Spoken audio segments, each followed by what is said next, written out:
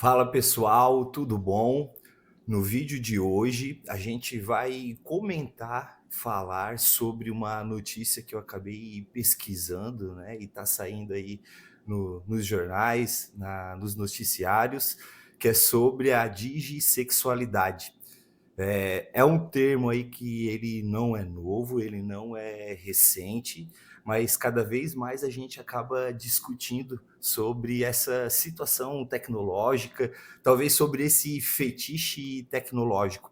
A notícia é sobre uma brasileira que ela diz ter se apaixonado por uma inteligência artificial.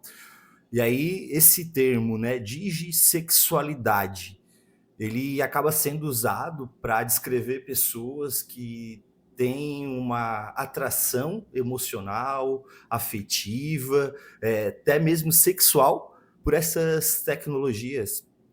E aí, essas inteligências artificiais, elas acabam suprindo o relacionamento presencial, acaba gerando um sentido para as pessoas que procuram, né? Então, em outras palavras, digissexual é quem prefere se relacionar com uma inteligência artificial em vez de estar se relacionando com pessoas reais. Rafa, traz um pouco mais desse contexto aí, talvez um pouco mais técnico, para a gente estar entendendo. Beleza, Cid. Eu também gostei muito desse tema, né? É um termo que, na verdade, eu não conhecia, né? Embora ele não seja tão novo assim, eu não conhecia esse termo. E aí, na reportagem, ele existe uma discussão, né? Do que para se definir o que é dissexual. Então, eu achei mais interessante ainda, porque não é algo assim definido, assim, unânime, depende muito da linha de raciocínio. E aí são duas definições que eles falam, né? Uma definição, ela considera dissexual dividido em duas ondas, né? Então, a primeira onda seria das pessoas que se relacionavam através de videochamadas, de fotos sensuais, e agora seria a segunda onda, onde a gente se relaciona com inteligência artificial, com androides, né, robôs, algo parecido. Então, onde não existe um humano no outro lado, né? E existe uma segunda definição que só considera o dissexual agora, né? Que é essa relação com inteligência artificial e androides.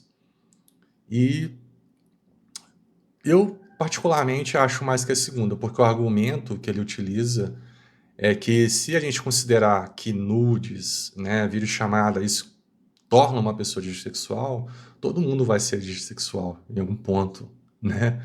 Porque em algum ponto todo mundo utiliza a internet de alguma forma, né? Ou já utilizou, né, nesse contexto. Então, beleza. E aí a gente parte para uma outra coisa, Cid, né? O que definiria, segundo a psicologia, um dígito sexual? A gente sabe que existem parafilias, né? As parafilias são comportamentos atípicos, né? Em torno da sexualidade. Então, tudo aquilo que não é padrão é uma parafilia, tá? Uma pessoa que tem excitação por pés, por exemplo, é uma parafilia. E um transtorno parafílico é aquele que causa prejuízos, né? Que eu acho que a grande questão da reportagem é essa, né? Será que isso se enquadra um transtorno parafílico? Porque parafilia né? Isso não é padrão, não é comum, não é normal as pessoas se apaixonarem por inteligência artificial, né? Agora, será que isso causa prejuízos? O que você acha, Cid? O que você leu e o que você entende? Qual é a sua opinião sobre isso? Eu já ouvi sobre alguns profissionais que alertam que essa digissexualidade ela acaba sendo um sintoma até da nossa evasão da realidade, né? Essa substituição que a gente está fazendo de uma forma muito rápida, né? E aí a gente acaba ficando muito vulnerável quanto a isso também, porque acaba sendo uma fuga do nosso contexto para algo que a gente ainda está se descobrindo, né? Muitas pessoas elas estão nessa individualização, nessa pressa, nessa busca por conexão E tudo isso é um sintoma, né, das pessoas frustradas, das pessoas que acabam se machucando, das pessoas que estão sensíveis para lidar com outras pessoas e acabam fazendo essa fuga, essa hiperconexão. É como se buscasse resolver algo de uma forma prática, porque de repente se eu Eu me acho que é isso. envolvo com uma tecnologia, ela vai estar me afirmando aquilo que eu vou estar orientando, aquilo que eu vou estar já vivenciando dentro do meu próprio contexto, né? Então é como se fosse assim, acaba sendo estranho e difícil de entender, mas acaba sendo fácil de se relacionar, porque de repente é um relacionamento totalmente afirmativo, né, que não vai te colocar em confronto. E aí o mundo já é pesado demais para lidar. Se eu posso ter aí uma relação prática e aí talvez o mesmo prazer ou prazeres diferentes e tão bons quanto, por que não, né? Então, ele é algo que a gente vai começar a discutir cada vez mais sobre esse tema, mas ele já não é novo, Uhum. né? Essa questão do digital, como tu trouxe, Rafa, ela já está presente há muito tempo. Eu já ouvia falar aí que lá em 2015, no Japão, já existia esse relacionamento aí com robôs, Sempre os né, com japoneses, né? a tecnologia. Sempre, né? Tem que ter sempre um oriental bem avançado, É. né? Então, assim, já não é de hoje que a gente ouve falar, e aí a gente tem que estar preparado também para essa mudança, né?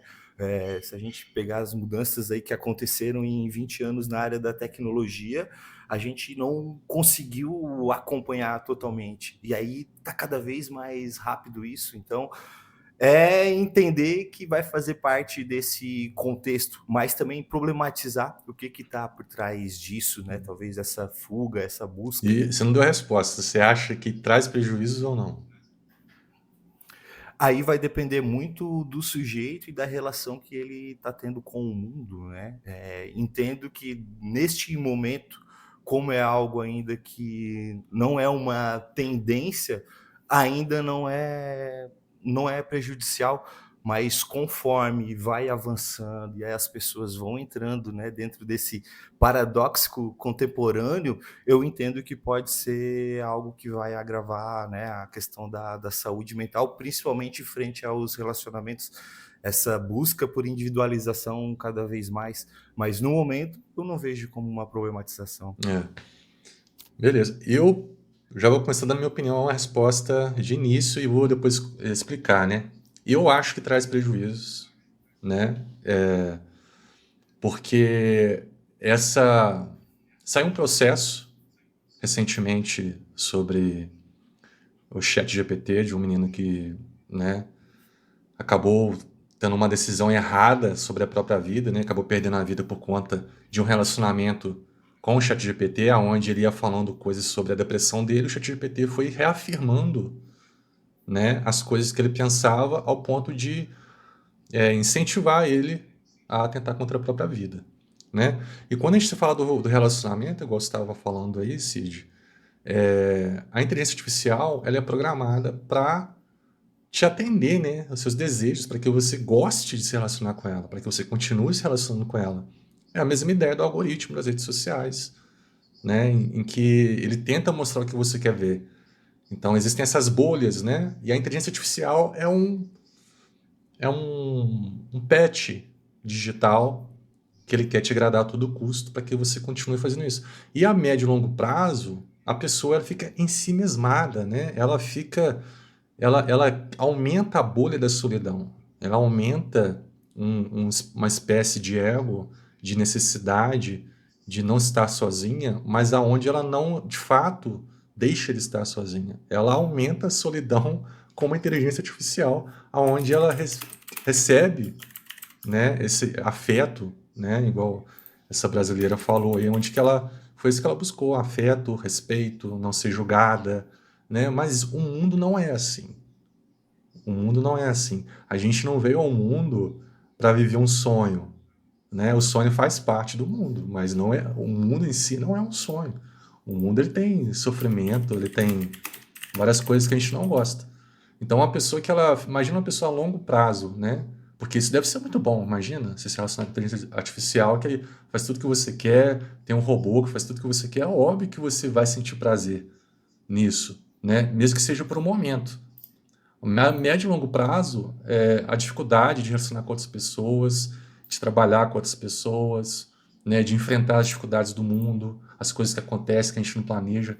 Então, isso vai criando uma falta de estrutura, uma falta de resistência para enfrentar o mundo real, né? Então, e ao mesmo tempo, então essa aqui fecha a minha opinião, né? Que eu acho que vai ter prejuízo sim, eu acho que não é uma boa.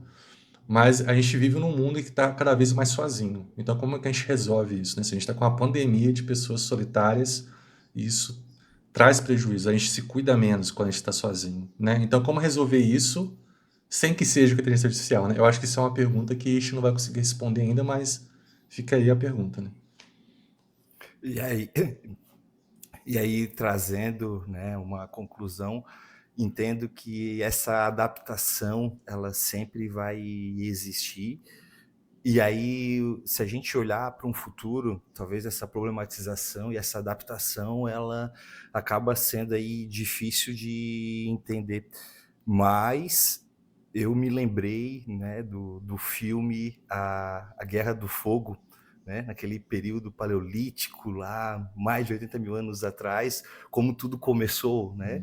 E naquele momento, como que eram as relações no sentido coletivo, né? Como que iniciava esse desenvolvimento e aí como nós chegamos, estamos no meio e aí até onde nós vamos chegar, né? Olha aí essa relação, quanto que ela foi se distanciando para a individualidade, começa de uma forma muito coletiva, não que hoje não seja, né? Mas cada vez mais esse indício do individual, tanto é esse reflexo aí do digissexual.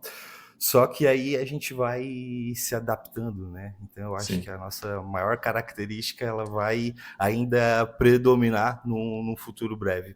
Mas com certeza, né, vão surgir aí as problemáticas, né, frente a essa situação, mas nada que nós não vamos aí tentar lidar ou superar também. Sim. Então, o vídeo de hoje era isso, né, Cid? A gente queria só problematizar isso, a gente não quer definir se é bom ou se é ruim, a gente quer dar a nossa opinião, né, e tentar contribuir um pouco para essa reflexão, né? Deixa aí nos comentários qual é a opinião de vocês, se você acha que isso vai fazer mal, não vai fazer mal, o que vocês pensam a respeito disso. Se inscreva no canal, deixa, né, o like. E é isso, né, Cid? Até o próximo vídeo. Feito, pessoal, até Valeu. mais.